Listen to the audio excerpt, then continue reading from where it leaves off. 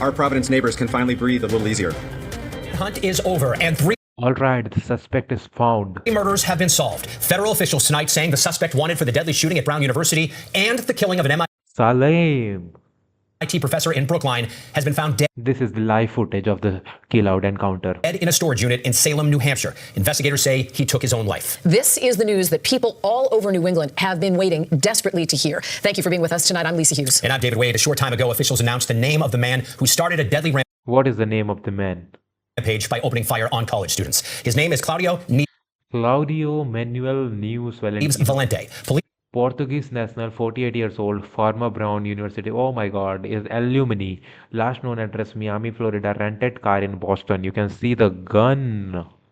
say he is a Portuguese national, 48 years old, and that he was a former Brown University student. His last known address was in Miami, Florida. Investigators also say he rented a car in Boston, and that's part of the way they tracked All right, we got everything cleared. him down. Now, we have team coverage with reporters stationed at each crime scene and at the end of the manhunt, a manhunt that spanned All right, Salim, Brown University is here. Brooklyn, Boston is here. Salim is here. 3 states, and that ultimately ended in New Hampshire. But we want to begin tonight with Louisa Moeller, who just got breaking new details from investigators All right, what are the new details? in Providence, Rhode Island, about how this case was finally cracked. Louisa?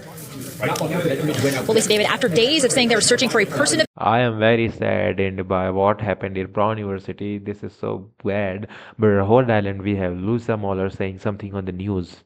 interest, investigators tonight told us they are 100% certain that they know who their man is. They're just saying his name is Claudio Neves Valente, and tonight he was found dead from repairing He is found dead or encountered by the police department. a self-inflicted gunshot wound in a storage facility in New Hampshire. So what do we know about this suspect? All right. Investigators are saying he is a 48-year-old Portuguese national who spent 1 year at Brown pursuing his PhD in physics between 2000 and 2001. He pursued physics and did this thing. What are the reasons? Are we known of the reasons or not? Brown University's president saying that he would have been very familiar with the Barris and Holly Physics and Engineering building where the shooting took place, but that she couldn't track him to a specific classroom. We're also told that he went to the same university in Portugal with the slain MIT professor Nuno Loureiro. So what cracked this case? Why this happened? Let me know. Is wide open. Rhode Island's Attorney General says it was information from a very helpful witness. Remember that individual Oh, all right. Who is that? who was in close proximity of Valente in the surveillance images we saw? This All right. This person's yes. image was released yesterday. Investigators say that person immediately came forward after seeing themselves on television and gave a description of All right. Another person who came into it. a car and a license plate, which they were able to track via flock cameras. Those are license plate reading cameras, which led them to the car rental facility in Massachusetts, where investigators say he signed All right. This is how they find it in the car rental facility from the car number. the rental car agreement under his own name. Here are investigators tonight. It was actually a video All right. that provided us with a description of a vehicle. I like that they have this man for the diff.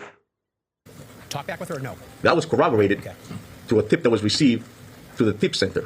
That room was packed with detectives, agents receiving calls on a daily basis. All right. We started early and left late. Then Flock and the LPR was able So this is the description we have found till now. to provide us with this description of this vehicle. That vehicle was picked up by Flock, which led us to a car rental place in Massachusetts. All right. Vehicle picked up and we been there for the car rental place. Through that, the agents and their work as well were able to get us footage of this individual, as well as a copy of the agreement, which provided his real name. The video of that subject matched the description of that All right. The same thing we person found. of interest that this police department was desperate to put handcuffs on. All right. We got him. Now, there's a lot we still don't know tonight. Investigators say they are still looking into a motive. They are still looking into where he got his firearms, but they say they are Where are these things all happening? Let us know. 100% confident that they have identified and know where this now slain suspect is. And they also finished tonight's news conference on a slightly lighter note, saying that the injured Brown students who were All right. There's some injured students. I'm very sad for them. shot and remained in the hospital all are in stable condition tonight. All right. This is very good thing. For now, we're live in Providence, Louisa Moeller, WBZ News. All right, Louisa, thank you. And just moments ago, we learned more about how investigators What happened? What happened? linked the mass shooting in Providence to the killing of an MIT professor in Brookline 2 days later. Oh my God. This is linked to that.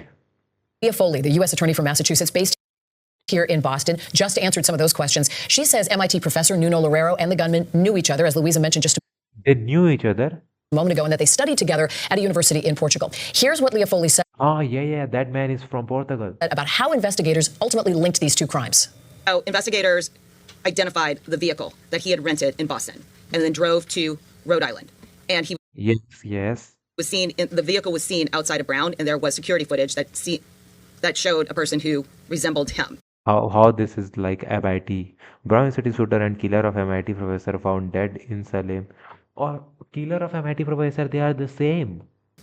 There was financial investigations that were going on in the It's the same person, or they are these two friends. background that linked him not only to that car, but also to the hotels that he had rented and the car that he had used to not only drive to Rhode Island, but then back to Boston. And then there was security footage that captured him within a half mile of the professor's residence in Brookline. And All there is a video footage of him entering an apartment building in the location of the professor's apartment. same person. And then later that evening, he is seen about an hour later entering the storage unit. And tonight, WBZ crews on the Same person. ground and in the air watched as police surrounded that Salem storage facility where the All right, we have watched it. gunman was found dead. This was a massive response. Let's see that video. Our Aaron Parsegian, who joins us now live from Salem, New Hampshire, was also there and saw this as it happened. Aaron? Police search Salem.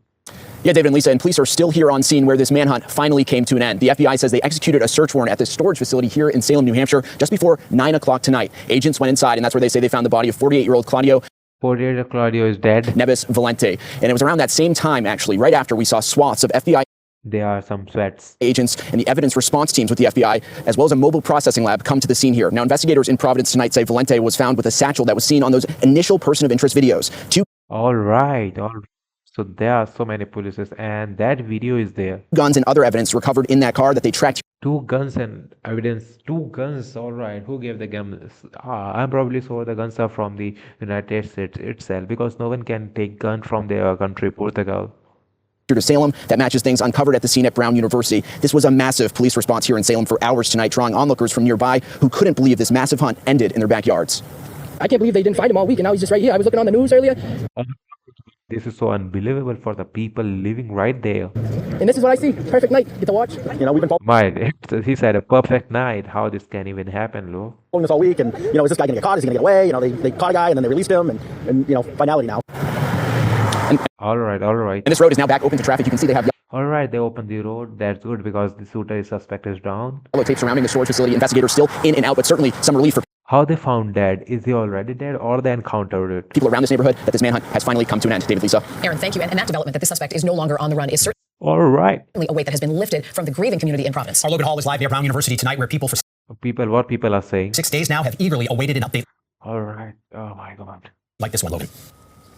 Yeah, David and Lisa, that's right. Good evening. I've been here on this campus over the course of the last 6 days, and folks have been experiencing a lot of fear and a lot of frustration as they have been Yes, Logan. waiting for this search to come to fruition. Folks that we have talked to tonight tell us they have been glued to their phones, watching along for updates, waiting for law enforcement to find this person. Now, this is a very tight-knit community here. It's a small and tight-knit campus, Yes, it's small community, tight knit, everything. and students that we have talked to have told us that it has changed over the course of this week. Since they have lost those 2 students and several more here have been injured, we've had the chance to talk to students Oh my God. Shooter just went straight to this girl. What is the connection with this girl? She's so sweet. about how life has changed here on campus. They say that they have been scared to walk Oh my God. Why killing innocent people? from class to class, scared to walk from their dorm to Why though? the cafeteria here on campus, saying that the university has advised them to take caution. He's just so good looking and like. People that live here in this community tell us that they have been hopeful that this will come to an end so that they can once again feel safe. This is a sigh of relief for this community. Here's some of what we heard tonight. All right, this is the Brown University. I mean, I definitely think that there's a sense of relief in the community having found the person. I think that will make everyone feel a little bit better, but I really don't think that justice can truly be served until we do Yes, we have to do something. Gun violence is at peak. something about these issues that keep happening over and over again. So much of this community has thinned out as students have gone home for the winter break, but as we've been here over the course of the last Okay. To break.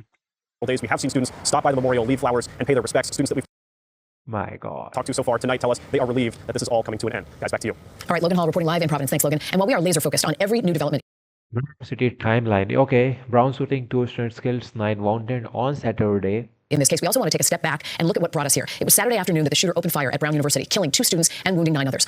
Monday, MIT professor killed in his home. Brooklyn shooting. Saturday, Sunday, Monday, 2 days after.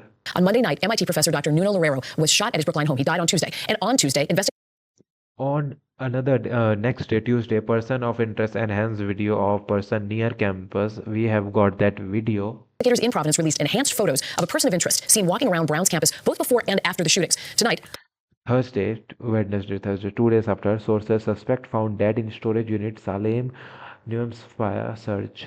police and FBI agents spent hours searching the area around a storage unit in Salem, New Hampshire, where police now say the killer was found dead of a self-inflicted gunshot wound. And you may remember it was yesterday All right. that they put out a photo of somebody that they wanted to speak to, not a person of interest, but somebody who was in close proximity All right. to the person of interest. Cheryl Fiandaca joins us now. Cheryl, they say that actually broke the case wide open. Exactly. They apparently said that this guy had an interaction with him and in fact followed him at one point. Interaction with him. Oh my God. Followed him. The suspect said to him, "Why are you harassing me?" He noticed that he was acting suspiciously. He noticed that he had parked his car and he was around that All right. He's like suspicious activity. area several times. He was able to provide that information to police, and they were able to then go to the rental car company, get a picture of him, get his real name, and be able to track him down. Now, earlier we were talking with an FBI profiler who said this doesn't look like somebody who is a career criminal by any stretch when you look at It's a career criminal. All right. the body language. We learned tonight, though, that he was pretty sophisticated in his effort to cover his tracks. He was. I mean, he had name plates that he was able to attach to the car. He was All right. This is something. using different credit cards with different names. Different crime, different names. He was obviously casing Cards. the area. He had been there several times before the actual shooting.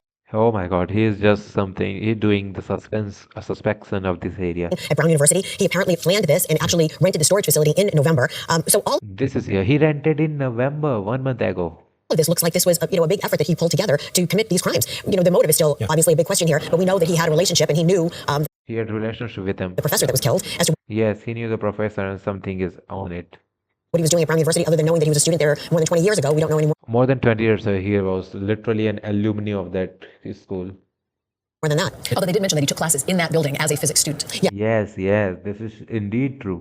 Yes, that's right. So he was here on a student visa at the time, and he was later made Yes, student visa. Now the work visa or something? a permanent legal resident. But we don't know what the motive would have been to go to that school on that day in that classroom and shoot those students. That's Yes, the same students. So why those girls? Why that boy? Oh my God.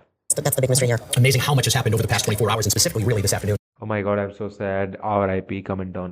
RIP for these students.